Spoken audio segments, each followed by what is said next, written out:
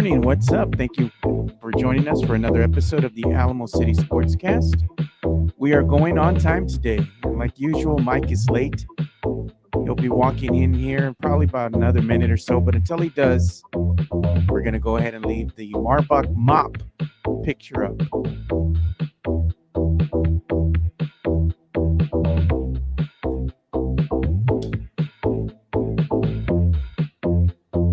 Make sure that we are live on all streaming platforms.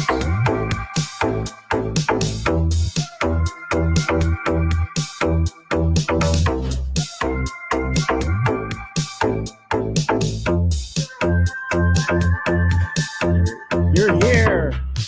And now we can take the picture off.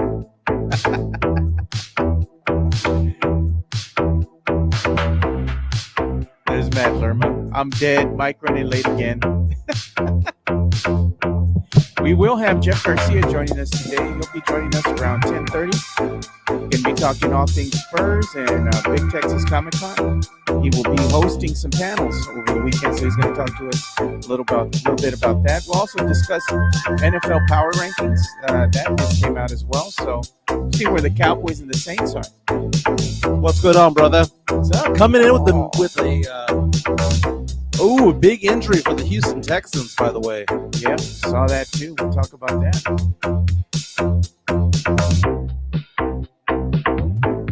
Big injury for the Saints, too.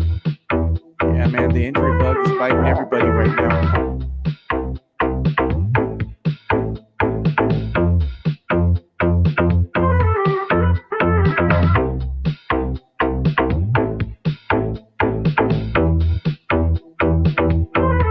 I don't like this new thing that YouTube did right now.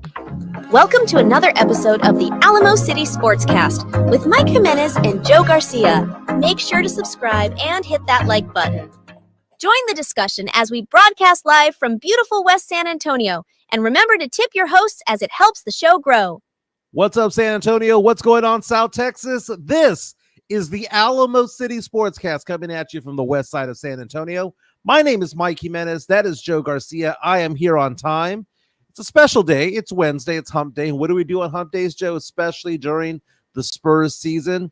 We have the Godfather, Moneybags himself, Jeff Garcia from Locked On Spurs and KENS 5 will join us today during the show at 10:30. This show goes on from 10 to about 11:30 or so.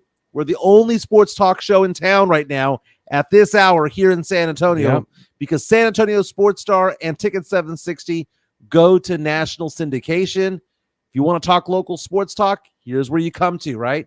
More than 1,000 subscribers strong. And before we even get going with the show, hit the like button already. Hit it already. It's right there. Hit the like button. And don't forget to share and subscribe to our network here. Joe Garcia, how you doing today, my man? Doing good, man. You know what begs the question? Did we play the money music when Jeff comes on today? Here comes the money. Here we go. Money talk. Yeah, baby. Here comes the money. Money, money, money. Because we haven't Money introduced bags. him proper in a while, man. Moneybags, the godfather of Spurs media is what I've dubbed him on Twitter today. But if you have any questions for him, you can reach out to me on Twitter at MJAcquireTaste. And you can leave a question and for Jeff Garcia to answer regarding the Spurs. The Spurs have one preseason game under their belt already. Lost to Oklahoma City Thunder in the first game. Today, though, we'll be talking about the Spurs' upcoming game against the Orlando Magic. Tip-off at 7 o'clock at the Frost Bank Center. According to ESPN.com, tickets as low as $3 available. Yeah, don't let that fool you, man. Once the Ticketmaster, fees hit you, it's going to be more like $10, $15. So are we going to see Wemby? Are we going to see Chris Paul? Yeah, supposedly Wemby's going to be playing in this game. I don't know if CP3 will play. I think Coach Pop will probably want to hold him out until like the last game of the preseason. I don't think he's going to play him. I'd be really surprised if he sees some playing time today. Yeah, I can see that because CP3 is somebody who gets hurt all the time. Why would you want to put him in preseason and then he pulls up lame with that hamstring injury again? Just save him for the regular season. Let him play like 3 minutes, the final preseason game, and just sit him down, man. Dude, I'm just thinking about it. Are we going to see more Stefan Castle magic? Because that first preseason game, He went out there and just had a monster dunk, showing the athleticism. What did we say yesterday? Trey Jones could never. We love Trey Jones around here. We think Trey Jones is a good player and all. But the fact of the matter is he doesn't have the hops that Stefan Castle does. It was beautiful. Look, man, Trey Jones is a good point guard, backup point guard, right? Right. He's going to run that second unit fabulously. He's going to run it. Not discounting him in any way, but when it comes to the disparity of looking at somebody who is young, who is athletic, and is exciting and is going to electrify the crowd, should I say, Trey Jones ain't it, dude. Well, I have it up on my screen right here. He'll get the job done, but he ain't it. Courtesy of the CW the other day. Stefan Castle's just going in for that monster dunk. Keldon Johnson, his new teammate, taken aback by it. I'm sorry, but this is the athleticism that you need in 2024, especially at the point guard position, because who do the point guards have to go up against in the NBA right now, right? You have to go up against the John Morants of the world, right? You have to go up against the James Hardens and the Russell Westbrooks back in the day. You have to very athletic talent there at point guard, and Stefan Castle's bringing it, baby. I'm so excited about him. I wanted Stefan Castle on this team since last December, and I got what I wanted. I'm excited. I wonder if this kid's going to wind up forcing Pop to give him some run, because you're going to have him versus Trey Jones. I mean, Trey Jones is, again, he's going to do a great job running that second unit. But if you're seeing Stefan Castle, that speed, that athleticism, I mean, you got to give the kid some run at some point, man. So JHNSB says, I want to see Castle and Wemby playing together, not Trey. That's the thing. Tony and Ella saying Champagne is going to be the sixth man this year for Mike Jimenez. No, thank you. I'm good. The guy runs cardio out there. Not a big fan. Matt Laraba saying, did you see Jeff's article about how CP3 says he hates to lose more than he likes to win? That's what I'm talking about. Problem with CP3, though, is that we're not going to get 82 games from him. We're not even going to get 72. We're not going to get 62 games from him. We'll probably get 55, right? He's out there not to win games for this team. He's out there to coach up Stefan Castle and coach up Trey Jones. I think that a lot of Spurs fans thinking that Chris Paul is suddenly going to be some player who's going to be like this magic player who's going to go out there and lead this team to the playoffs and show how to get Wemby going. It's fictional, dude. It's false. It's not going to happen. That's not why he was brought onto this team. He was not brought onto this team to win games. Chris Paul was brought onto this team as a one-year player to coach the young guys. Yeah. To get through to Stefan Castle, to get through to Trey Jones, to get through Blake Wesley, and basically show how to run the offense in a different way, how it could be run. No player, Joe, in NBA history has ever played point guard for 20 seasons. And we're going to see that for the first time this year with CP3. Look at some of the other Spurs fans here in the chat, July 26th, Castle, Victor, Devon, and Mike's favorite Sohan are the future of the team. But here's another thing. Yeah. Hi, man, joining us here on YouTube. Thank you guys for watching. Trey Jones was getting bodied trying to set a pick, man. He's small. He is. He's small compared to the others. Stefan Castle, 6'6". He ain't going to be pushed around 6'6.5". He's still growing. He could be 6'7", 6'8" when it's all said and done. Mike, CP3 is plant-based now, so he might not be so injury-prone this season.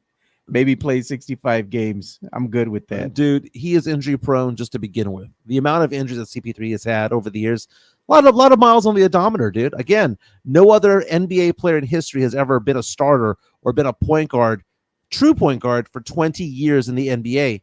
And here is Chris Paul coming out here. He's 40 years old? I did the math the other day. If you combine the ages of Pop and CP3, it's 115. If you combine the ages of the starting point guard and the head coach of any other team, does it even get close to 100? Does it get close to 90? Does it get close to 80? Jeez. I'm going to do that math, Joe. I'm going to do that math because the Spurs aren't serious about winning any games until they get better players out there. We have a better team this year than we did last year. That's for sure. We have Harrison Barnes going out there, and he's going to play his 82 games like he always does, hopefully without injury, and he's going to solidify the 3 position. Hopefully Sohan plays better because he has a better front court to play in. We hope to see Wemby take a leap. We have Stefan Castle. Devon Vassell going to be injured. Again, not going to be reevaluated until the beginning of November. Going to miss the first 4 games at least. Joe, you and I believe that he's going to be out for quite some time. Yeah. They haven't said that, but that's just the way that Devon Vassell's body works. He had a surgery on his right foot at the end of last season, did not heal properly. So the Spurs have a lot of positives going on that are net positive compared to last year. Spurs are going to win more games than last year. Spurs probably won't make the play-in or make the playoffs, but it's going to be a better season. CP3, we're going to say bye to him at the end of this year. We're all going to have those nostalgic number 3 CP3 jerseys, right? We're going to have the nostalgic ones. He's going to be gone. Harrison Barnes will stick around for another season or 2. And the Spurs are going to have to make moves. This is the last transition year for the Spurs because, as Jerry Jones put it, all in. The Spurs have to be all in this upcoming season. There's a lot of spinning plates to the season, Joe. First and foremost, Stefan Castle. How good is he? And how good can he be early on? And look at this comment by Tavarius watching us on YouTube. Team has to move Blake, Trey, or Malachi in order for Castle to get minutes. They already did. What I'm saying. Like, how is Coach Pop going to handle this? So you have Trey Jones, right? You have CP3. You have Stefan Castle. If Stefan Castle's going out there and doing a stellar job, he's making a strong case for himself. Coach Pop is going to be forced to play this young man. One of them was the number 4 overall pick in the draft. Now, Blake and Malachi were first rounders a few years ago, right? So it's like, okay, well, they were first round draft picks, but they were picked at like 25 and like at 20, right? It's different. Yeah. Hey, Renee, welcome back, baby. Writing up the agents and coaches and players to make a stat. Come on, man. It's a funny stat. But it also shows how there's certain things, certain youth movements that haven't happened. Like I said, I don't mind Chris Paul being part of this team because, again, he is a player coach. They need to have a coach that they identify with, and they identify more with CP3 because CP3 is someone who has been in their lives their entire life. Think about it. Yeah. If he's been in the league for 20 years and most of the Spurs players are 20 to 24 years old, that means they've never been, as long as they know that they followed the NBA, they've never had an NBA in which Chris Paul III was not part of the NBA, that was not part of an all-star team. So that says a lot. There's a lot of coaching that's going to be going on by Chris Paul III as he transitions out of the NBA as a player, maybe to a coach down the way. We saw Jason Kidd become a head coach. We saw Chauncey Billups. But Jason Kidd, when Doc he first Rivers started as a coach in the league, he wasn't all that. He was all right, but he got better as he stayed with it. He honed his craft, and now look at him. He did, and he got the players that he needed. Exactly. But he also had good teachers around him, good mentors, and I think that plays an important factor as well. This is a mentor position. This is not we're going to go out there and ball out position. It's how do we get the best out of Stefan Castle? Chris Paul did this with Shai Gilgeous-Alexander a few years ago. Yeah, he did. Shai Gilgeous-Alexander was traded from the Clippers to Oklahoma City. Second season, SGA, who's one of the 5 best point guards in the NBA, candidate, played the 2 guard. And that's the thing about Stefan Castle, why he was a good pickup as a player, is that Stefan Castle can play the 1 or the 2. Yeah. He played the 2, maybe even a 3 sometimes over at UConn when they won the national championship. But the fact of the matter is that he has always said that he's a 1. He says, man, in high school, I was a point guard. I was asked to play the 2. So it's going to be interesting because did the Spurs draft him to be the 2? Because if that's the case, what's up with Devon Vassell? To me, speaking of Devon, look at this comment that came out. I had it on screen by Bear County Social Apparel. He was saying that this morning on 94.1, Sports Star. Yep, Dr. Jason Garrett of Veracity says that there's a yellow flag on Devon Vassell. He said that as a basketball player, you never want to have feet issues. That's true. Feet, high ankle sprains in football, right? High ankle sprains in basketball. They're hard to recover from. And that's what was scary, Joe, is that they were so nonchalant in how they addressed the issue during Spurs Media Day a couple of weeks ago. It's like, oh, yeah, by the way, he had foot surgery. Oh, and by the way, it didn't heal properly. Oh, by the way, he had to get it corrected. And we'll look at this in November. Look at Midtown, Texas. Give Champagne his minutes to the Coyote.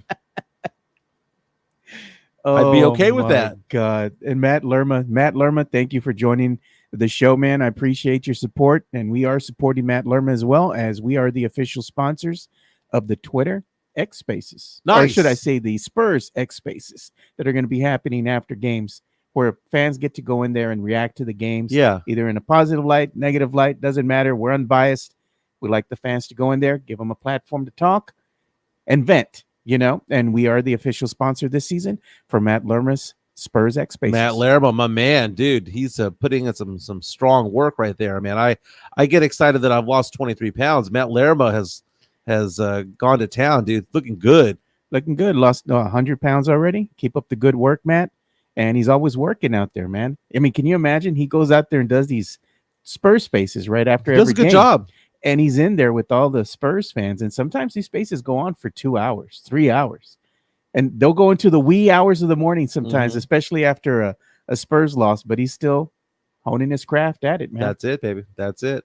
I'm excited. The Spurs season starts 2 weeks from tomorrow. The regular season starts tonight. The Spurs are playing the Orlando Magic here at the Frost Bank Center. Go frost yourself. Spurs favored by 1.5.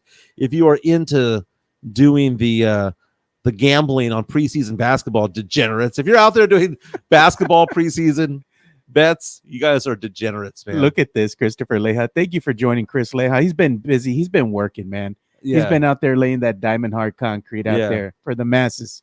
He's in the chat and he's saying, I'm team send Zach Collins to the Shanghai Sharks for a bag of hot fries. There you go, baby. I'm not a big fan of Zach Collins either. No, and the sad thing is his contract begins this week or this month, man. It hasn't even started. Real fast, we talk about the spinning plates, right? So here are the spinning plates that we need to figure out. Wemby's the first spinning plate. How big of a jump does he take this year? Stefan Castle is plate number 2. What happens with Castle?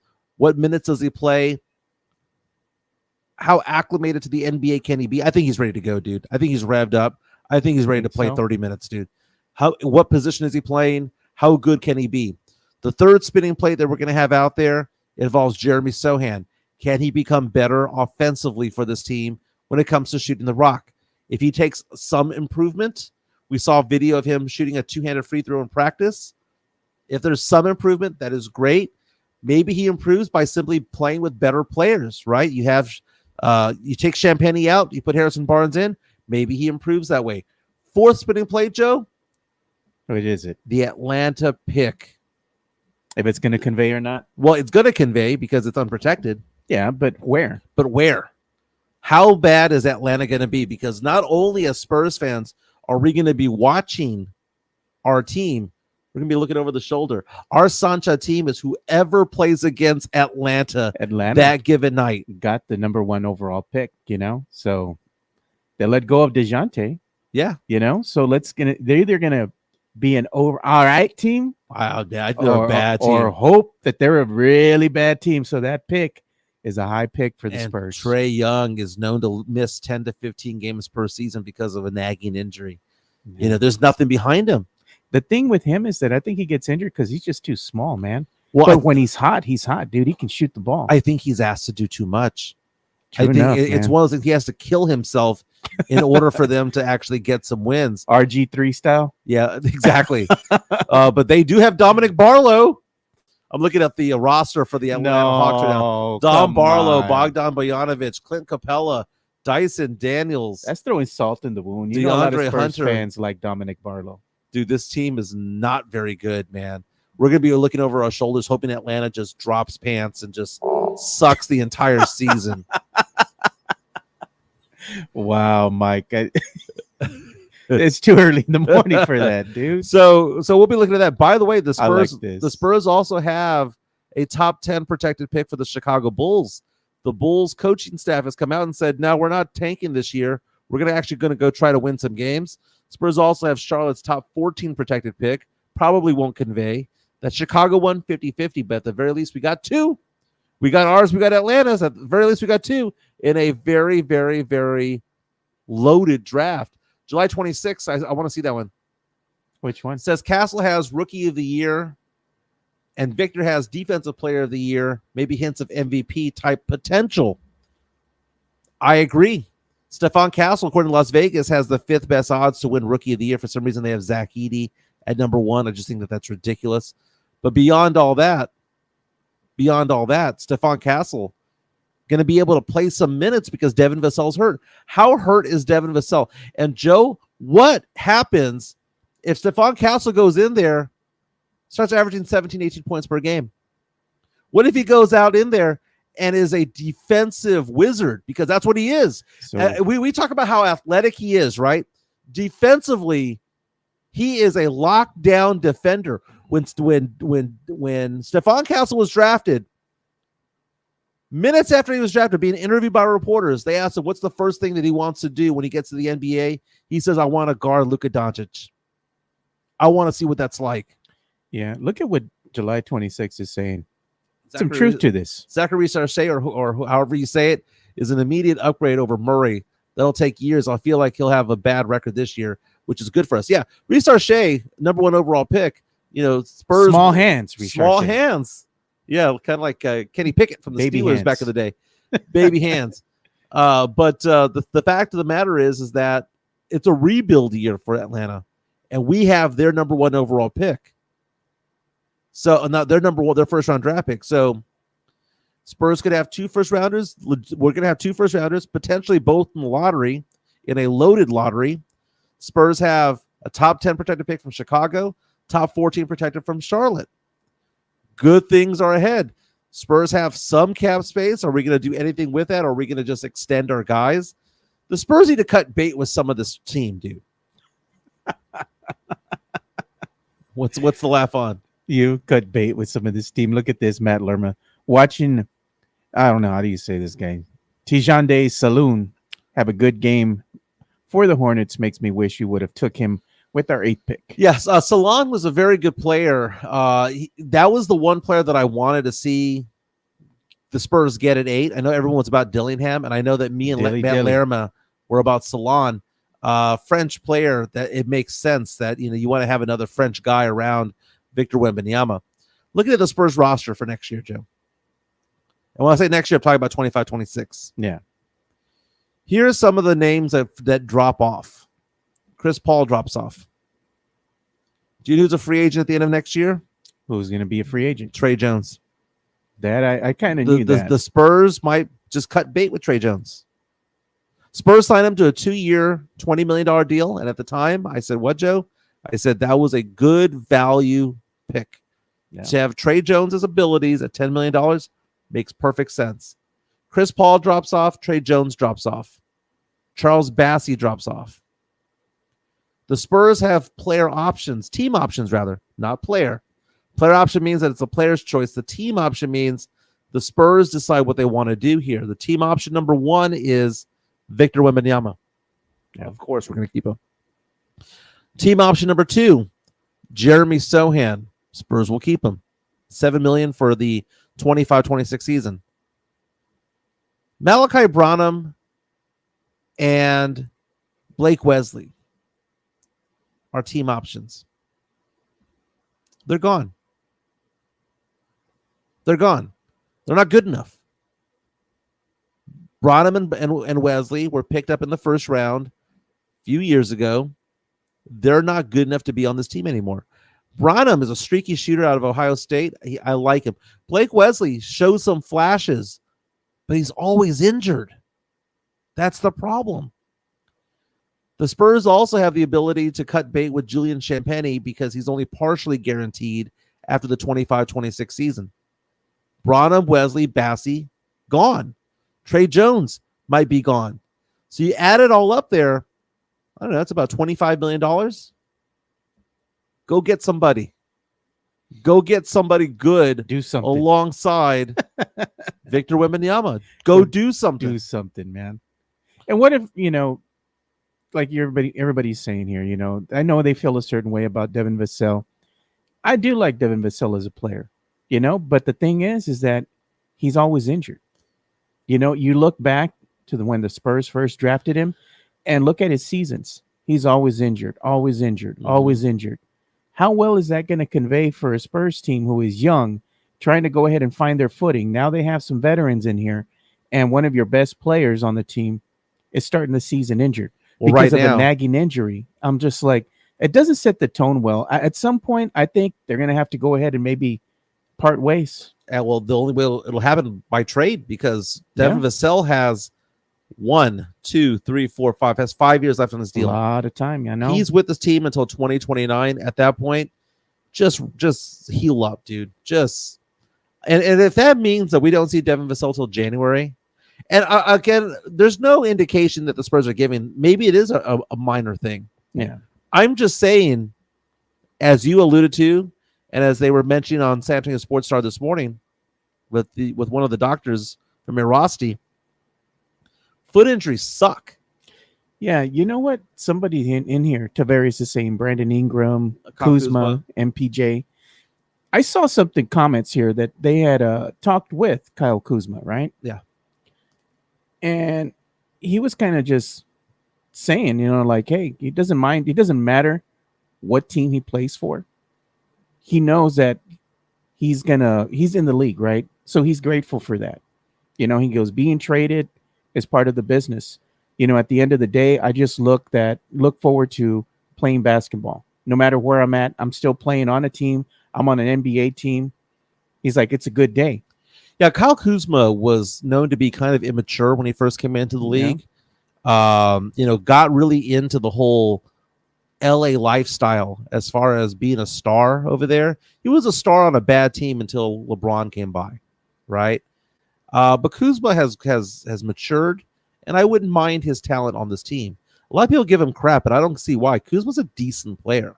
He's serviceable out there. He's decent. He'd be great, I think, with the second unit. Not a starter, but a good solid piece out there with that second buckets. Get some buckets, man. Talk about solid work. Let's give some love to MCS General Contracting because they've been with us since day one. You're wearing the gear, Joe. Yeah. MCS General Contracting with that diamond hard concrete. MCS General Contracting, more than 30 years of combined experience in concrete placement. They are the best in the business. Honest pricing, high quality work. They get going on house foundations, driveways, concrete patio decks. If you want to extend the deck, extend the driveway. If you're a business and you need to put together a slab, a parking lot, or other concrete placement services or sidewalks, reach out to MCS General Contracting at 210-774-9155. They're confident in their skills, so give Chris Leha over at MCS General Contracting a call at 210-774-9155. And thank you for being a sponsor of this show. That's right. That diamond hard concrete brought to you by MCS General Contracting. We're going to have Jeff Garcia from Locked On Spurs and KENS 5 on in a moment. But before we get to that, some bad news for Houston Texans fans. The Houston Texans have lost wide receiver Nico Collins, star wide receiver Nico Collins, for at least 4 games, placed on injured reserve, suffered a hamstring injury while making a 67-yard touchdown reception in the first quarter of Sunday's games against the Bills. The Texans went on to beat the Bills by 3. Collins leads the NFL with 567 yards receiving this year, was on pace for like 1,600, Joe, before the injury. He's out for at least 4 games. That's bad news for the Houston Texans. Yeah, man. They have a tough schedule ahead of them, and they need Nico Collins because CJ Stroud, what other targets does he have? Well, he's got Stefan Diggs. He's all right. Tank Dell. But, I mean, Nico actually is your star receiver. But the problem is you now miss Nico Collins as wide receiver 1. Yeah. You're also missing running back 1 and Joe Mixon. When is Mixon going to come back? So, bad things ahead for the Houston Texans, but the Texans did something right, though, Joe. They started the season hot at 4-1. They got those wins early on against Jacksonville, against Buffalo, against Chicago and Indy. What do we say? Rack up the wins that you need to get, right? Only loss of the season to Minnesota, who, by the way, is also undefeated. They go on the road this week. They're taking on the New England Patriots. That should be a victory, right? They've got the Colts in a few weeks. That should be a victory. So this 4-game stretch here where they're without a Nico Collins and potentially without a Joe Mixon also includes a road game against the Jets. So if you're going to be missing some players, Joe, what I'm saying is this is the stretch of games that you want to miss some players, okay? Get another 2 or 3 wins. Go from 4-1 to 6-3. Go 7-2. Then be healthy all over again. Not bad, Joe. Not bad. I'm gonna get Jeff ready to go. Yeah, Sam Salinas is asking for the Texans a grito for losing Nico Collins. No, man, we got to go one game, one podcast, one show without a grito, man. We're gonna do without it today, Joe. Yeah, I'm not doing the grito right now, man. But we do got the one and only Jeff Garcia that's going to be joining us here. I'm just going to make sure that we're going to bring him in proper here. Oh, what are we doing here? What are we doing here? What are we doing here? The Godfather we got him of here. Spurs media. But I got to do something here because, like I said, I want to make sure that we bring Jeff Garcia here on the show. But I got to get his picture and everything ready for him. So I'm getting that ready right now. Jeff Garcia from Locked On Spurs. Follow him on Twitter and There on we Threads go. at Jeff G Spurs Zone. Now he's ready to be shown on the screen so everybody can see Jeff Garcia's His beautiful face. lovely face. There we go. Oh, good Lord. There we are. No, I mean, we got Good you good Lord. though, man. We got you, a really nice picture. Yeah. It's not the picture of SpongeBob when he says I'm cool and he has high water pants on and his butt teeth are coming out. Nothing Oh, like that. Matt Lerma's asking for the intro song. Okay, well, we got to do the intro song. We got to do it. Yeah. Here comes the money. Here we go. Money talk. Here comes the money. Money, money, money. Dollar, dollar. Dollar, dollar. Ching, ching, bling, bling. That's the chatter. I know Jeff hates that, dude. Dude, I dubbed him Moneybags back in the day. Yep. It is a nickname that has stood the test of time. Jeff Garcia from Locked On Spurs and KENS 5. How you doing today, my man? I'm doing good, buddy. What's up, man? Dude, I'm having an amazing time, dude. We're talking about the Spurs taking on Mhm. Orlando at the Frost Bank Center today. Second Yep. preseason game. Jeff, are we going to see some of the stars because we were without Wemby and CP3 in the first game? Can we see some stars out there today? Honestly, your wish will be granted. The Spurs did announce that Wemby and Chris Paul were not on the injured list, so that means they're going to get some burn. How much remains to be seen. I don't expect a lot of burn from them. I just want to see them connect on an alley-oop pass just one time. Just let me see it. Just let me see a CP3 to Wemby lob pass, and we're good to go. But yeah, that's probably the biggest storyline tonight. Is Chris Paul's Spurs debut, Wemby returning to the court, see how they mesh together. One thing that is concerning for me is another game without Zach Collins and Vassell. Now, that could just be the Spurs being the Spurs, when it comes to player health. But we know Collins does have a history of injuries, so should we be twiddling our thumbs and asking, what's going on here? But other than that, one thing I would like to see, though, is in game one, we saw Castle play off the ball a lot. Maybe he had a little touch here and there with the point guard spot. I say let him, what do you got to lose? Just throw him out there at the PG spot. Let's see what he can do. Yeah. I would love to see point guard Stefan Castle out there because we don't know what he does. He played off guard at UConn. You mentioned Zach Collins. I'd be okay with Zach Collins missing today's game. In fact, I'd be happy with him missing all 82 games. I am not a Zach Collins guy. Give me some Mamu, please. But Stefan Castle, that dunk that electrified the Frost Bank Center and make Keldon Johnson fall backwards a little bit. What were your thoughts when you saw that? What were your thoughts when you saw the athleticism of Stefan Castle in the limited time he played out there against the Thunder? My first thought was, wow, the Frost got loud. That was my first thought. Like, whoa, it just erupted. And it was good to see, the kid showing a lot of fearlessness. And that's what I like about it. Popovich, after the game, used one of his, patented phrases, tough nut. So he called Steph Castle a tough nut. But yeah, just show that fearlessness to go at the rim and dunk it. He came down kind of awkwardly. I got a little nervous when I saw him, when he fell, but he's all right. He's still a kid. Bouncing back really good. But look, how, I guess it's a good thing, Joe, what do you think? He's able to play multiple positions. Yeah. So that's good. And I like that about it. But for tonight, just let me see him run PG. I just want to see it. So Spurs fans got really excited about Riley Minix after Oh, one they preseason game. It's kind of like our version of Hard Knocks, right? The Spurs version of Hard Knocks.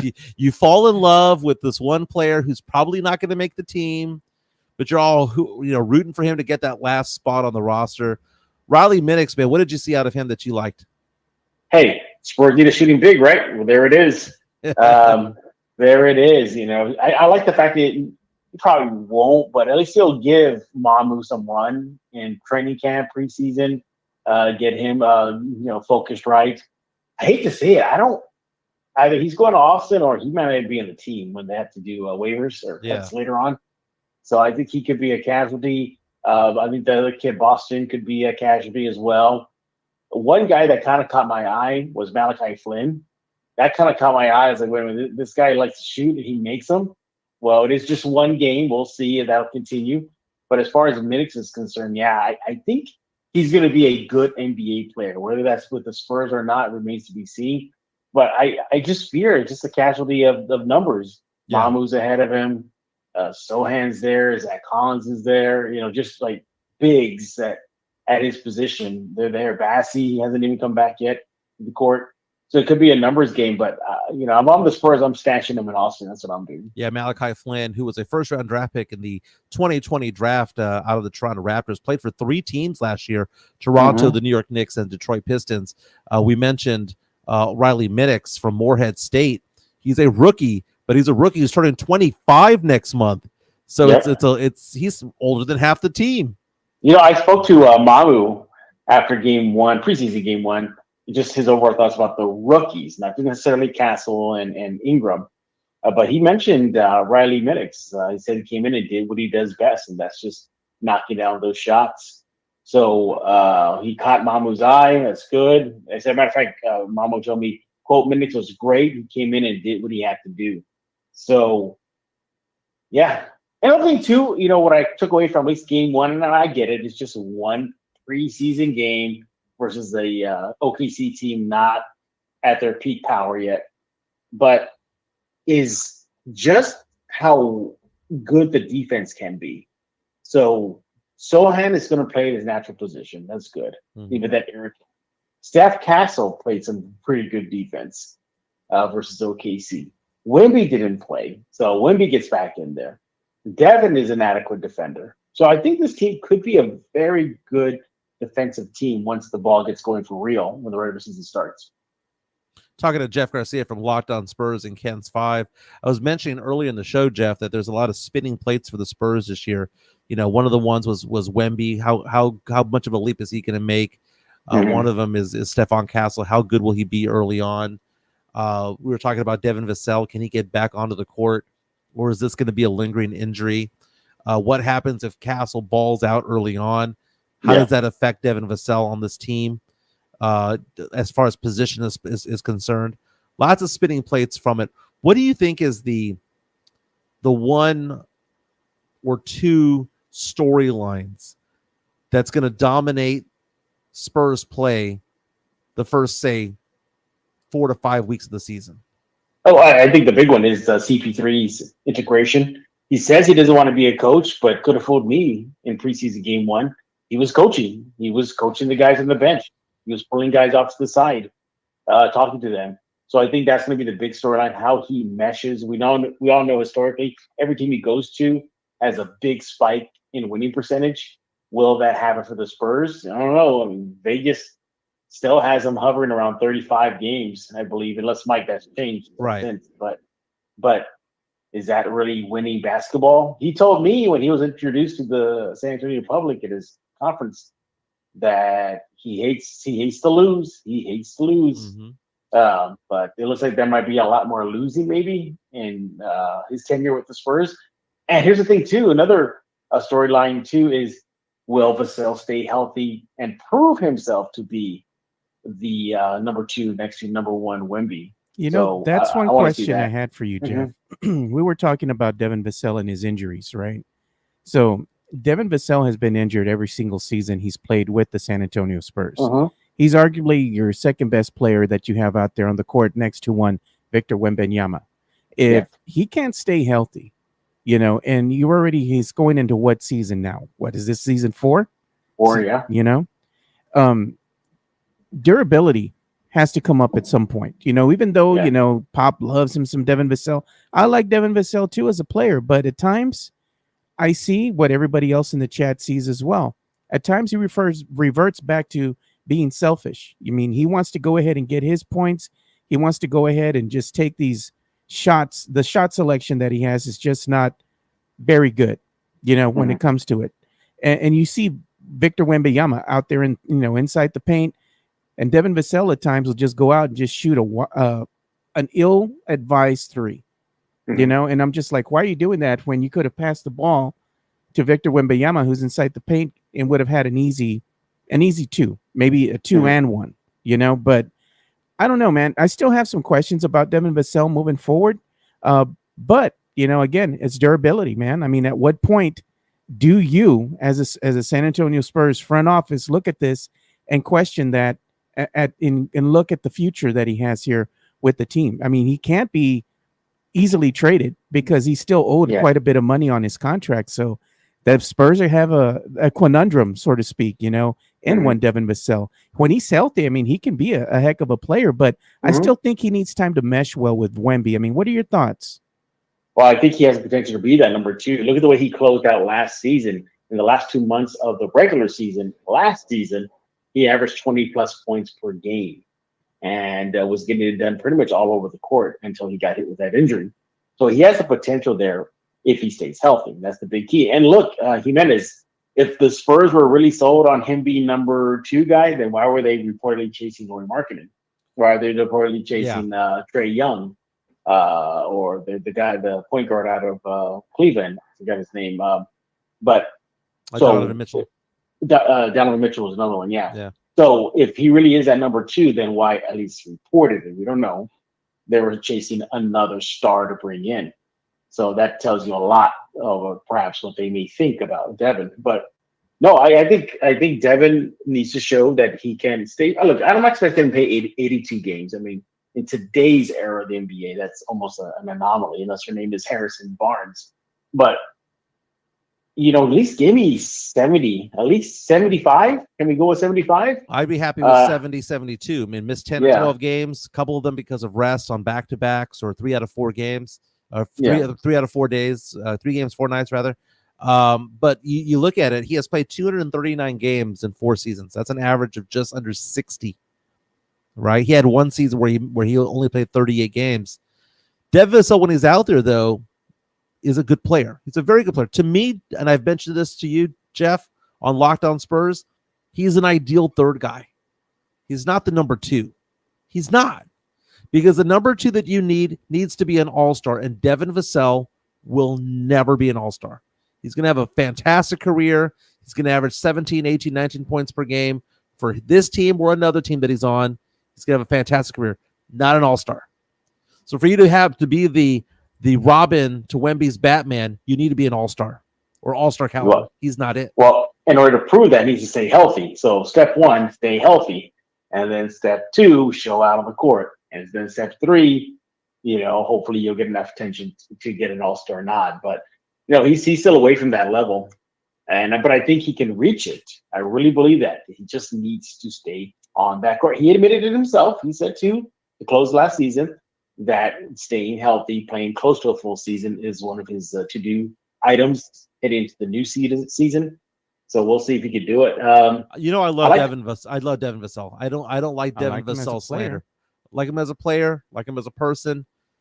Love Devon Vassell on this team. He was the guy that I wanted that year out of Florida State. That's the guy I wanted. James Pledger and I were all about Devon Vassell when he played at Florida State. Yeah, he's not an all-star. Yeah. He's not even close. He'll never be. What are you saying? He's all right? No, he's good. He's a very good player. Yeah, he's very good. Yeah, he's a 37% 3-point shooter from 3 for his career. He's increased his points per game every single season from 5.5 to 12 to 18.5 to 19.5. I believe he probably maxes out. I think his max out is 21. And he's a good player. He's a very good player. But I don't see him ever being the guy getting you 24 points per game, 24, 6 and 6, giving you DeMar DeRozan type all-star numbers from back in the day. I don't see that, man. I just don't. He's an ideal number 3 guy. You need to have that star number 2, whether that would have been a Lauri Markkinen or somebody else like that. The Spurs have a lot of things to go on this year. This is a pivotal year for the Spurs. I'm going to say between now and June, the next 8 months are going to determine what the Spurs are going to do for the next decade. Well, that's a big reason why they brought in those veterans to help them push to that direction. Exactly. Yeah. But that's Yes. that's on the court. Off the court, it's what's Brian Wright going to do with this draft capital? What's going to happen with that Atlanta pick? Because I'm looking at tankathon.com right now with the projections. You mentioned earlier, Jeff, that the Spurs are projected to have 35.5 wins, right? Yeah. According to tankathon.com, the Spurs are going to have the number 9 and 10 pick in the draft. They believe the Spurs will have the 9th worst record in the league. They believe Atlanta will have the 10th worst record in the league. And if all things held to form, Spurs will be drafting number 9 and 10, according to Tankathon. They believe that Brooklyn, Washington, Detroit, and Utah are the 4 worst teams in basketball. They believe that Charlotte's pick will not convey because they have Charlotte as the 5th worst team in the league. Spurs have a top 14 protected pick of theirs. And then they believe Chicago's the 7th worst team. Spurs have a top 10 protected pick of theirs. So Spurs, we know, are going to have 2 lottery picks more than likely. It's whether we can pick up a 3rd or 4th pick along the way is what we're trying to determine there. And look at this.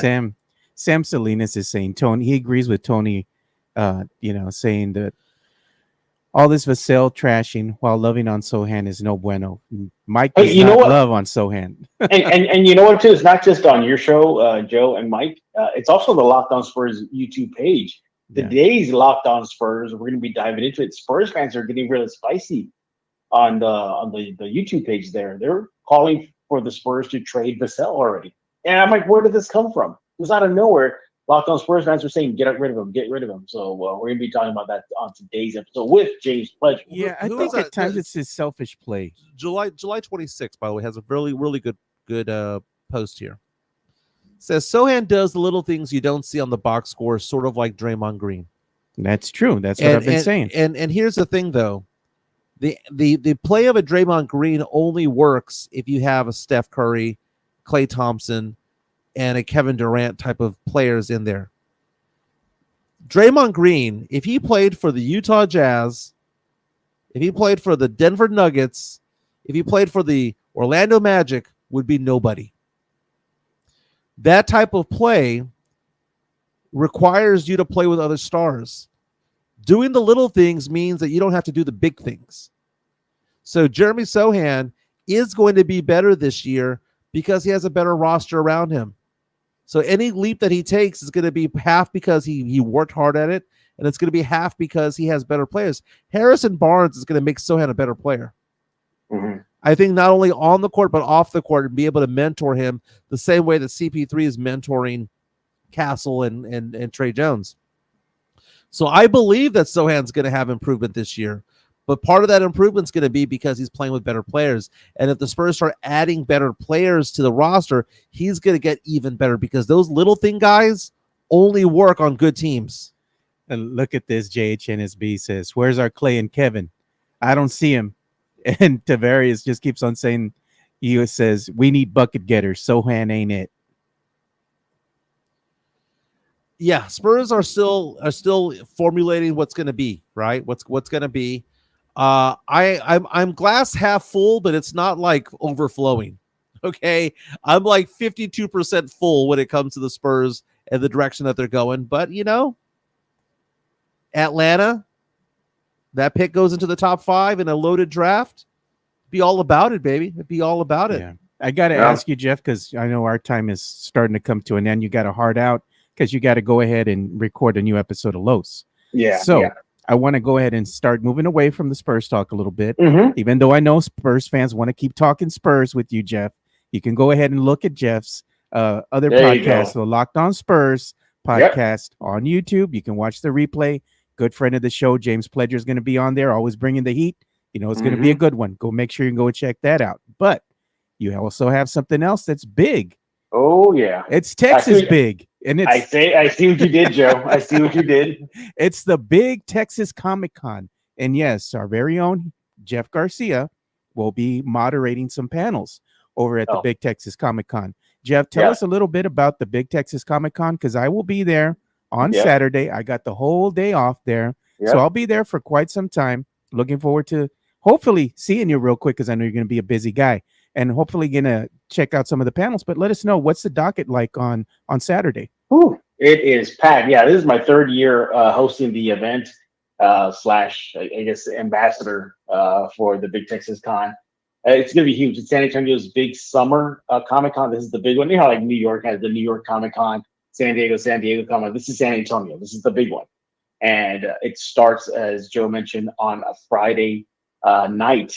And what a way to kick things off. My first interview is going to be with Ralph Macchio. Nice. William Zabka, Cholo Maridueña, the whole cast of Cobra Kai. That is my first panel. That kicks it off on Friday night, and then it ends up with a chat with an adult animated voice actors of the Has Been Hotel. So it's going to be a great night, Joe. You talked about Saturday. Saturday is jam packed. I mean, if you're going to go to panels, it is that day. It starts off with Demon Slayer. You got Sons of Anarchy. You have the voice actors of Darth Vader, Anakin Skywalker, and Ahsoka Tano. Wraps up the night with the Mayans MC. Even San Antonio's very own Emilio Rivera, who plays one of the leads in Mayans MC and in Sons of Anarchy, will be there. And then it wraps up Sunday with the costume contest, the Goonies reunion, Teenage Mutant Ninja Turtles reunion, the 1990 movie, so much more. It's going to be great. I'm excited. When I got my rundown, and by the way, everybody, I'm hosting 99.9% of every single panel you see on your brochures there, except for Lord of the Rings. I am not doing the Lord of the Rings one. That's going to be my break. So I'm gonna have a break at 4 That's gonna o'clock. be my favorite one right there. I want to. Yeah. I'm a big Lord of the Rings buff here. You know. But, yeah. Joe, I just couldn't. It was either my break was gonna be at 3 or 4, and 3 o'clock was the voice actors of Star Wars. I ain't gonna pass that up. No, of course not. Yeah. You know, but we also had some news that broke yesterday for Big Texas Comic Con. Fan favorite here. Voice of Lord of the Rings here. You know, his Treebeard and Gimli and all that. John Rhys Davis. Yeah, Davies? man. Yeah. He's not gonna be able to make it. He announced that yesterday. I know some of the fans are disappointed, but I mean he's gonna be with a friend of his, an old time friend of his who's in poor health right now. So I think he did the right thing, staying where he's at and staying with this friend, because you never know how much time is left, so he wants to spend as much time as he can with his dear friend. So wishing him the best. Thoughts and prayers are with him. I know, being a Lord of the Rings fan, I'm gonna miss him, because I was looking forward to maybe seeing him there. So maybe hopefully next time. He even said, hey, he's up for it next time, and they're gonna do it again next year. Invite him. Well, here's the thing too. I mean, you're still gonna get a bang up panel. You got Frodo Baggins, Samwise. still there. Samwise is gonna be there. Sean Astin. I wish Sean Astin was going to be part of the Goonies panel. He's not. Yeah. He could do both. He could do both. We kicked things off Friday.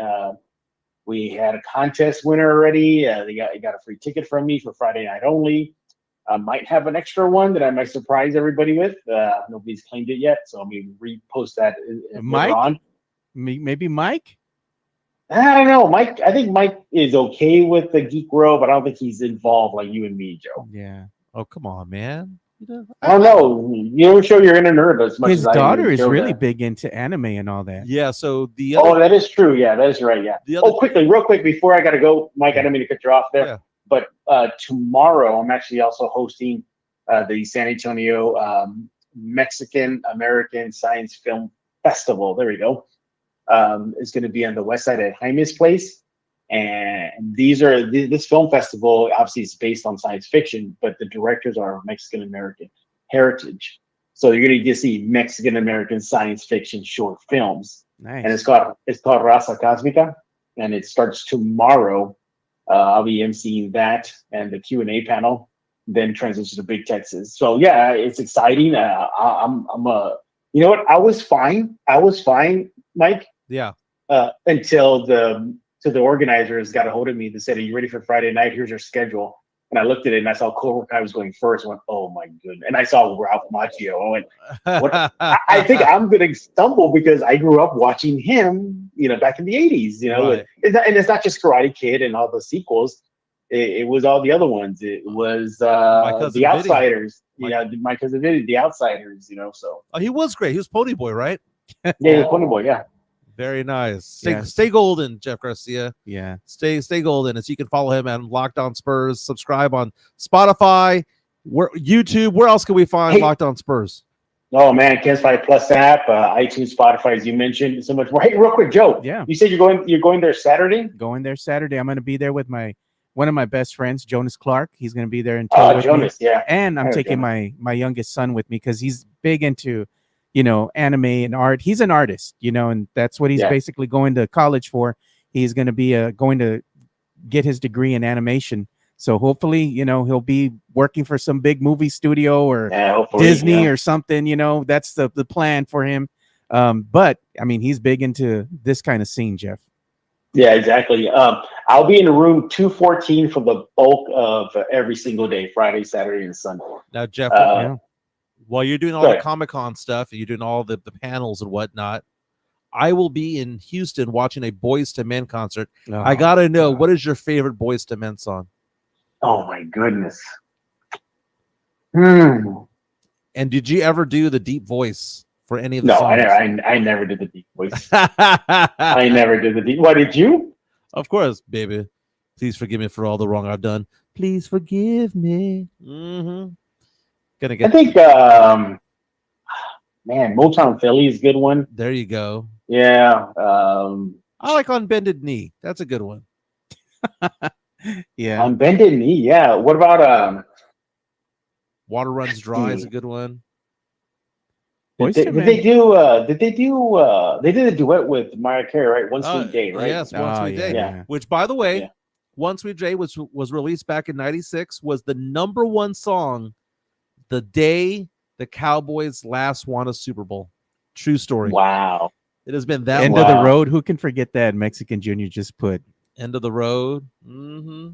Good song. Hey, real quick, Joe. You're not going to be there for Sunday for the Mutant Ninja Turtle reunion? No, I'm not going to be there Sunday. I'm going to be there. Man, that's the big one, man. Yeah, I'm only going to be there on Saturday. That's all the time I could afford for that particular day. I have other things that I got to do on Sunday. Unfortunately, I got some side gigs that I got to take care of there. I do have a 3-day weekend coming up, so I'm probably going to be working. I'll finish working on Sunday, probably around 6-ish, somewhere around there, and then I'll be free after that. So, hey, if you're not doing anything on Sunday evening, maybe we can meet up at Don Pedro's or something for some dinner. Man, I'll be gassed out. I'll try though. I'll try, man, because Sunday, as you mentioned, Goonies is there. It's funny. I'm going to be hosting the Blues Clues panel. I have no idea what I'm going to be talking about. I have no idea what I'm going to be talking about, but I'll figure something out. You know what I try to do is they allot. So, for example, Lord of the Rings or whatever, Sons of Anarchy. Before they come up, like their press handlers, people will come up to me and they'll say, "Hey, can you try to get it done?" Even though they're allotted an hour, can you get it done in 40 minutes? So all I keep thinking is, okay, all I gotta do is just get them going for 20 minutes and then open up the 20 minutes for the fans. And then that's all I gotta do. So the whole time I'm up on stage with them, I'm thinking is, how can I get these guys to talk for 20 minutes where I can do minimal questions? Because I gotta get them out quick. Yeah. Why? Because they gotta get my food. They gotta go back to their tables to make money. That's where they make their money. You know what I find out? Photos. I found, Jeff, like when we interview some celebrities here on our show as well, is that when you interview the celebrities, they like it when you kind of humanize them and you ask them about themselves. Like, hey, you get to know them a little bit more. Then, of course, you incorporate some of their accolades and what they're famous for. But I found that's pretty good as far as an icebreaker goes, kind of just calming them down and letting them talk about themselves and, get to know them a little bit more. Maybe they might give you some nuggets there that the fans never knew about, Well, I already have one question I'm going to ask to William Zabka. Because, like with Ralph Macchio, his character, Danielson, they gave him a signature move, which was the swan kick or the crane kick. Remember? I'm asking, how come you never got a signature move? Maybe see if that'll get him going. I've met him before, and I've also met the guy who plays his sensei, that actor. They were here years ago, and I met him that's both. right. I remember that. Yeah. And Zabaka, that guy is just a very nice guy, man. Like he's just chill. Like you can just go and talk to him, and you can just be having a conversation with him, and he's just giving you his time. He's like into it, like he's talking with you as like he's known you for a while. I mean, the guy's he's a really good guy, man. I enjoyed speaking with him. And heads up to anybody with kids going on Friday night and are wanting to go see the Has Been Hotel panel, just a heads up, that's probably not going to be for kids. For those who don't know, Hazbin Hotel is an Amazon Prime adult animated series. And when I say adult, I'm being nice. It's pretty much borderline raunchy. So, so just a heads up, because I'm pretty sure there are going to be questions revolving around the raunchiness of the show. A lot of adult situations. Again, I'm being nice. If those of you have never seen Hazbin Hotel, you know what I'm talking about. It's some really freaky stuff that goes in that animated show. Can't Again, be any worse than The Boys. Yeah. Oh, it's up there. It's up. No, it's not as worse as The Boys, where somebody's Wow. entering somebody's penis. And Yeah, one man, of the things. it's- Yeah. But no, it's like right up there though. It's not The Boys level, but it's definitely. And you watch the show, it comes off as it's being for kids because they're very like looking friendly. But let's just put it this way, Jimenez, I know you've probably never seen it. Joe, I don't know if you've seen it, but the setting is hell. So that should tell you enough already. The Yeah. setting is hell. Real fast, So- Mexican Juniors wanting you to ask Billy Zabka about his role in Back to School with Rodney Dangerfield. Yeah, I got to remember that. Yeah, I'm trying to take my notes down. I usually do like the day before. So like on Friday, Thursday, I'll get ready for Friday. Friday, I get ready for Saturday. So Correct me if I'm wrong. Not only Rodney Dangerfield, but Robert Downey Jr. was also Yeah. in that movie. yeah, he was. Yeah. He was also in one of the guys, just one of the guys, I think. He played the love Really? interest, right? Yeah. Yeah, he was in just one of the guys, yeah. And then kind of went quiet for a long time and then resurfaced. And everybody forgets Cobra Kai started out as a YouTube show.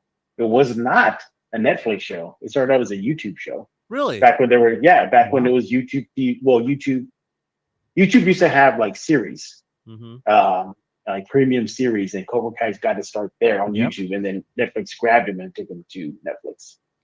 Yeah, I was going to ask you, Jeff, because I know like I said, we're pressed Yeah. for time here. Before we go ahead and let you go, let everybody know where, one, they can follow you on the X, and two, give us a little tease of what's happening for today's Los. Oh yeah, today's Love's gonna be good. We're gonna be looking at tonight's game, Spurs Magic, and then really go into Locked On Spurs fans just going off, man. And seriously, I'm not kidding. One fan wanted to get the whole team already, Oh, based man. off of one preseason game. So we get into that, and then we got some articles up. Yesterday, I posted my interview with Mamu about the rookies. It's up there at kensfly.com/Spurs. Go to the Locked On Spurs YouTube page.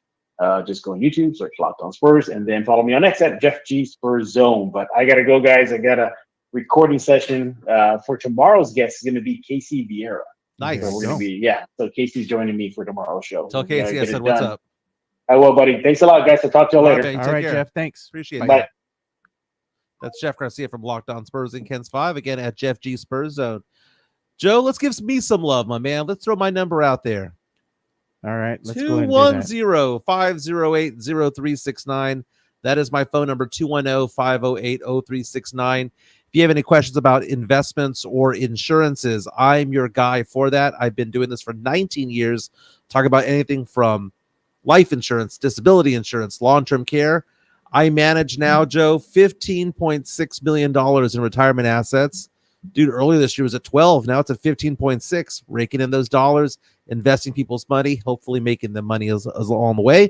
Market's been going pretty hot these days.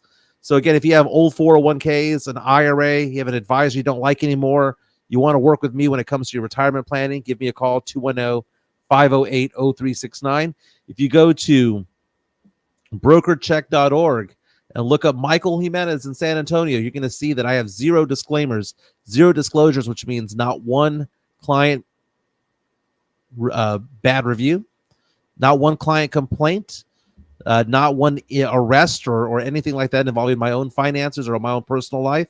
Again, 210-508-0369. I'm a fiduciary. Everything I say and do needs to be in the client's best interest. Joe, if you can show my screen real fast. This was a scene this morning in Las Vegas, Nevada. Nice. Courtesy of TMZ. Look what happened to the Tropicana Hotel, the famed Tropicana Hotel that had performances back in the day from Louis Armstrong to Frank Sinatra, the famed, the Rat Pack and all that. The Tropicana is no more. They celebrated its destruction, its implosion last night with a fireworks display. It's beautiful, man.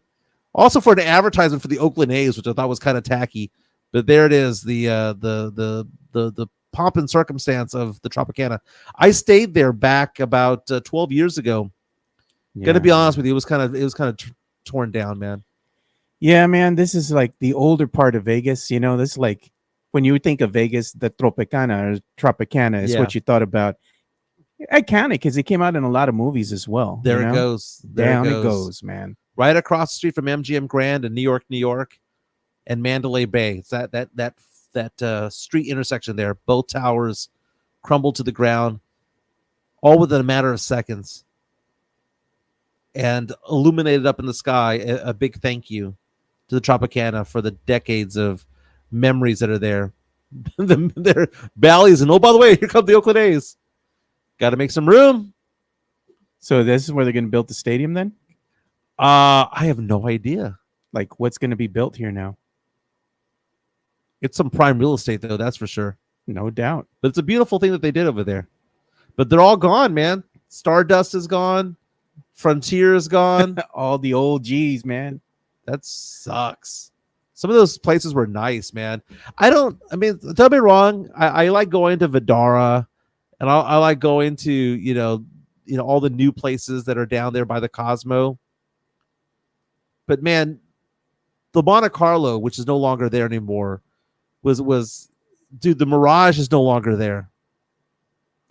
Old Vegas is basically gone. What's left from Old Vegas? Caesar's Palace and Circus. Everything else is pretty new. Flamingo is still there. Harrah's is still there. But 80% of Old Vegas is gone. It's crazy. It sucks. He says, Pledge is in the house. Pledger was here. Oh, what's up, Pledge? What do you say? He says, Mike, thanks, Jeff. Now let's talk about me. Because he's going to be on today's Locked On Spurs. So make sure you go and check that out. And you can see our dear friend here, James Pledger. James Pledger, my man. I need to reach out to Pledge. I haven't seen Pledge in a couple of months, man. I just hung out with them on Sunday. It was a good time. Dude, I was stranded in Houston, baby. Oh, yeah. We were making fun of you, too. We're laughing. The tire blew the freak out, man. We saw the video he sent you. Yeah, I did. He was laughing. Everyone's saying that my girlfriend was the one changing the tire. That did not happen.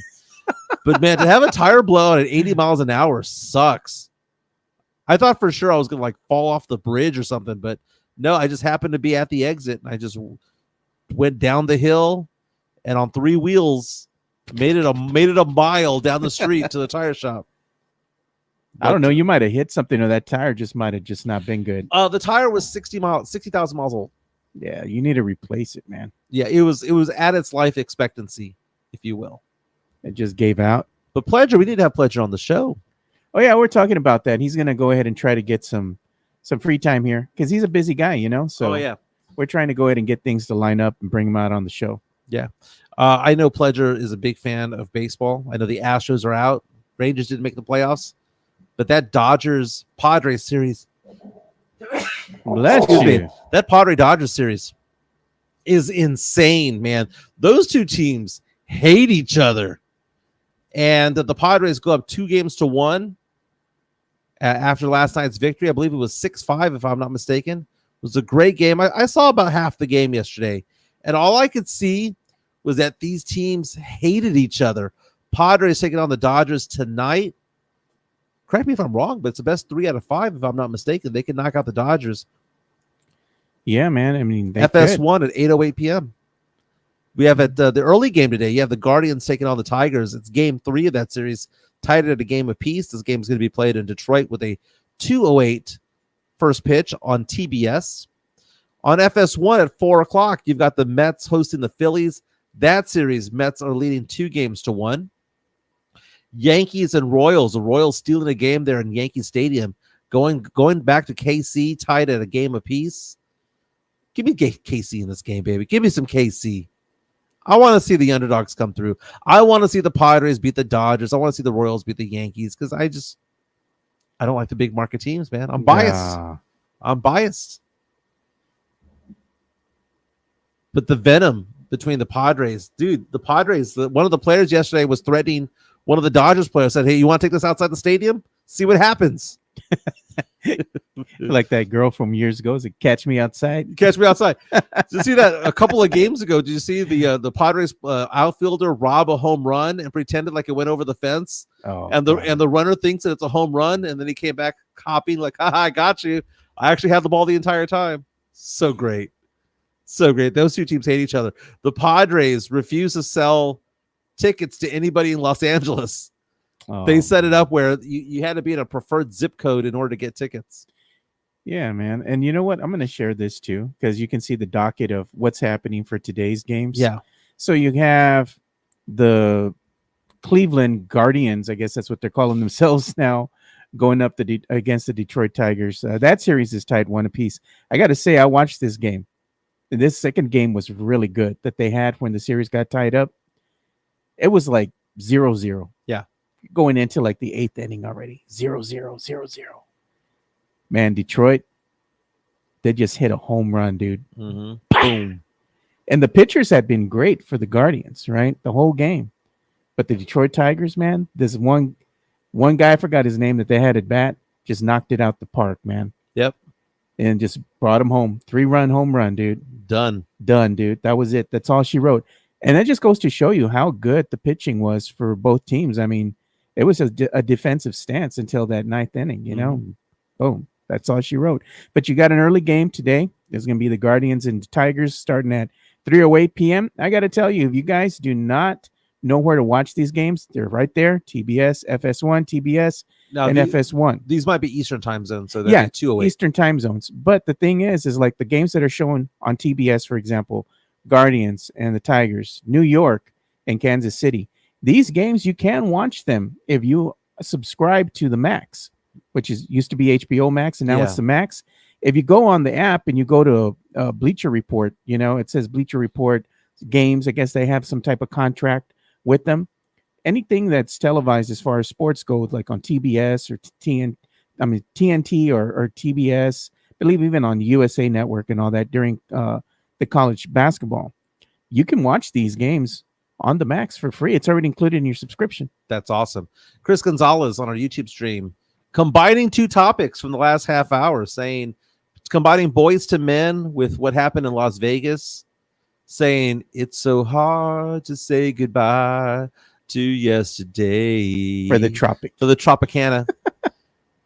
You know what? That might deserve a grito, but we're not going to do it today. ESPN released their top 10 power rankings for the NFL. Kansas City Chiefs at number 1, Minnesota Vikings at number 2. The only two teams in the NFL that are undefeated. The Texans at 4-1, but Nico Collins, who leads the league in receiving yards, is out for at least 4 weeks, placed on injured reserve because of a hamstring injury. They have the Lions at number 4. Who do the Lions play this week? Cowboys. Jerry World, big game this weekend. Lions, number 4 in the power rankings. Number 5, the Baltimore Ravens. Started the season off 0-2, won 3 games in a row, turned things around against the Cowboys. Have been on fire ever since then, taking out Buffalo along the way. Number 6, Buffalo Bills dropping 3 spots from 3 to 6 after losing to the Texans 23-20. The Washington Commanders keep their march up the power rankings. According to ESPN, the 7th best team in the NFL.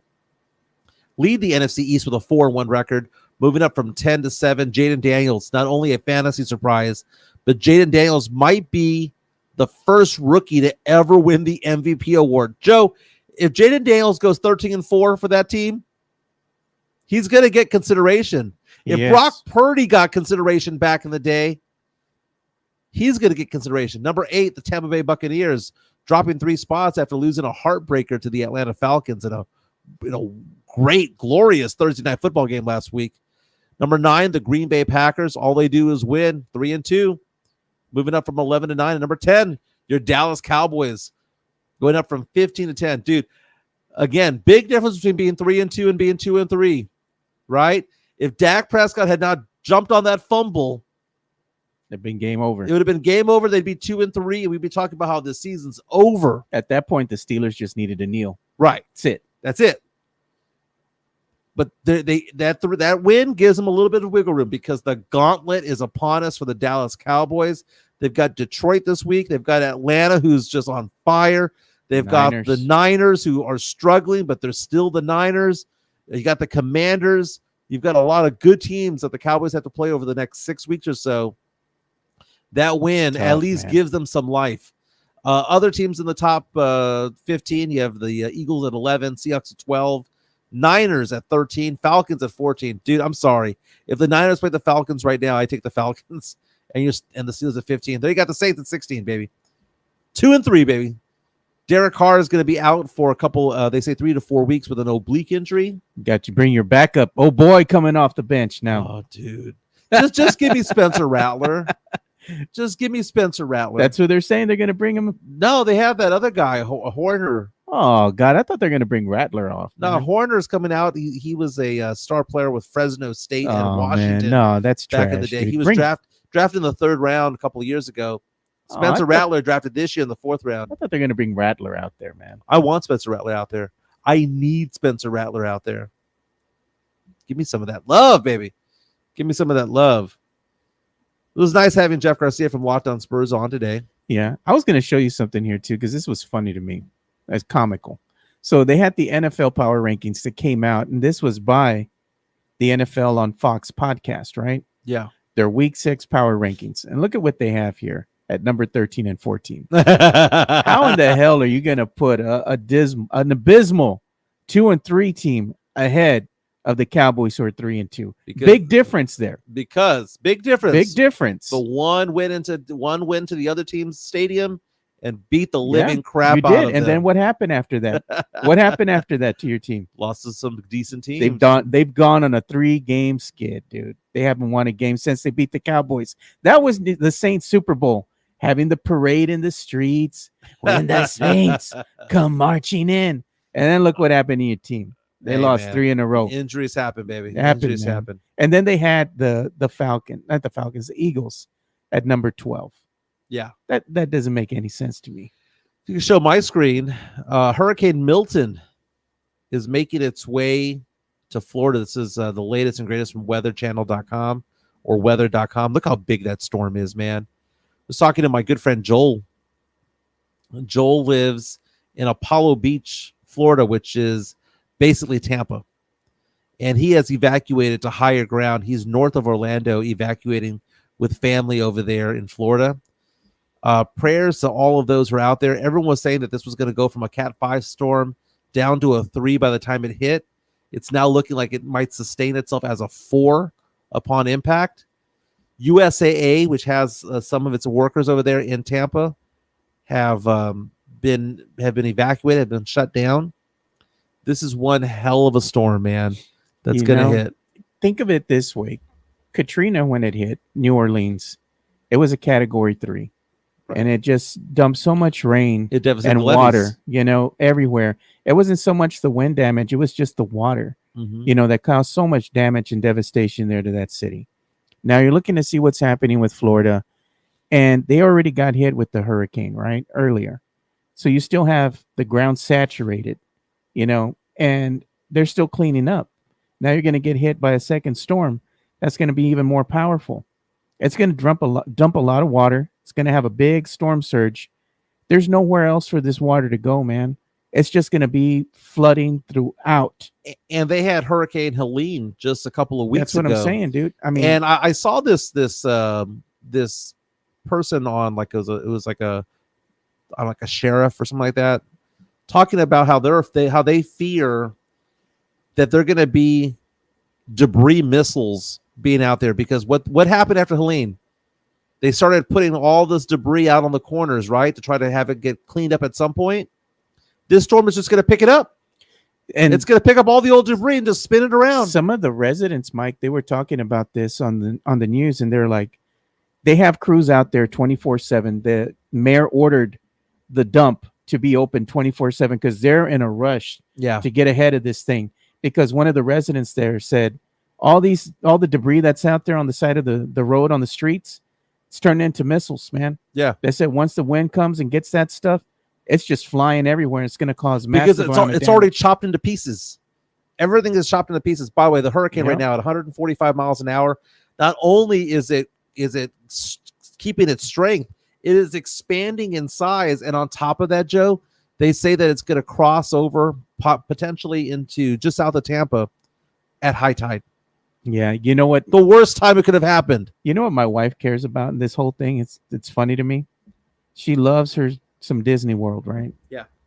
And she's like, I hope Disney World is still left standing. I'm like, the heck with that, man. Like, it's just going to be flooding all over the place. Yeah. The hell with Disney World, man. And you know what's going to happen now? It's going to be a hurricane all the way through, because oftentimes what happens is that a storm hits land and then it just dissipates, right? It goes from a Cat 4 to a Cat 2, right, or Cat 1.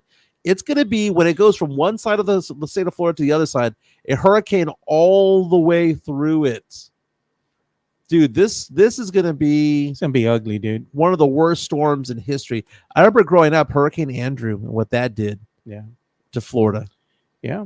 Crazy. If you have friends or family out there, say a prayer for them, because they have a lot going on in their world right now. Yeah. We don't know what it's like to live this type of life. No, you know, one of the things that I thought about too is like, what about the people that can't afford to travel, right? So you don't have a lot of means, you don't have a lot of money, and they're telling you got to flee, you got to evacuate. Mm-hmm. How are they getting them out? You know, is there going to be some type of bus that's going to be able to transport them to another facility? Dude, I saw videos What are you going to do on TikTok and Instagram yesterday where they were showing people who were trying to evacuate, who couldn't get out because so many cars on the road, and there's no gasoline anymore. They run out of gas. They said that their car had been running for 6 hours and they'd only gone 100 miles. Yep.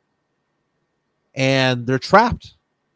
Dude, this is going to be devastating. And I was actually talking to this with my sister yesterday. What's going to happen to the presidential election over there? Oh, you heard the mayor of Florida. Kamala wanted to offer aid, and he's like, no, we good. Yeah, well, I mean, they're going to be asking for aid. Yeah, but I'm just saying. It's going to be granted, right? It's not about you at this point. Well, it's the like, problem is that Chris Christie back in the day did it with Obama. Yeah, I understand. And praised Obama back in the day. People think that kind of propelled him to a re-election. Yeah, but I'm just saying, at the end of the day, you got to put those differences aside. It's about the people and getting them the help they need. And the country's still reeling from what happened in North Carolina. Yeah, man. In North Carolina, hurricanes hit a hurricane hit a mountain. Yeah. Okay. So this wasn't dude. a regular hurricane that hit Louisiana or hit Texas. It hit a mountainous region and stayed there. That's not something that normally happens everywhere, dude. And the water hit up there and then came gushing down. Like side of the mountain just came down. It was a sideways hurricane. It was. So what's going on in North Carolina is tragic, but you can't even get there because the roads to get you there are gone. Yeah, they're done. They've been washed out. Goodness. A lot of things happening, man. But Florida, if you're out of electricity for a while, how do you run an election? What's going to happen to Trump's compound in Mar-a-Lago? Is that going to be obliterated? Is he going to lose a roof? A lot of places are, man. Brutal, man. Can you imagine if you have an electric car? Oh, man. You're done, dude. It probably can travel, maybe 230 miles, 220, you know, on a good day. And then you're just stuck on the highway. I mean, what are you going to do? Just pull over and let everybody pass you by and then try to go ahead and sneak your way in there? I mean, the funny thing is, right, if you drive an electric car and you get stranded on the side of the road because you need somebody to come and give you a charge just to get you to a charging station, guess who comes to help you? Who? Somebody in a diesel-powered vehicle with a diesel-powered generator to charge your car. Yeah. Yeah. So I saw an article earlier today that I thought was kind of interesting. It's on CNN.com. Oh, look at that. We got a new subscriber, man. Thanks for subscribing, Melissa. Outstanding. Fantastic, Melissa. Thank you so much. U.S. government considering a breakup of Google. I saw that, man, because they're a conglomerate when it comes to search engines. So it says, for the first time since AT&T was dismantled into baby bells 4 decades ago, the U.S. government is weighing the breakup of one of the world's largest and most consequential monopolies, Google. Yeah. I mean, monopolies are what monopolies are, right? Yeah.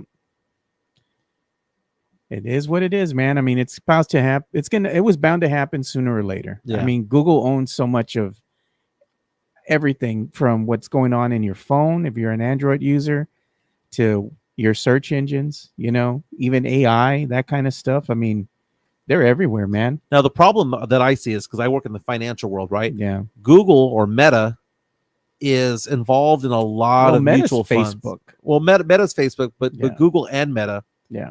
If you go to any mutual fund, big mutual fund, right, and it's a large cap, you'll see a lot of like top 10 holdings. Yeah. Google is oftentimes up there. And Meta also with Facebook as well. I mean, it just is what it is. I mean, it's a big thing. It used to be that AT&T was that like glorious stock. AT&T stock hasn't done crap in forever.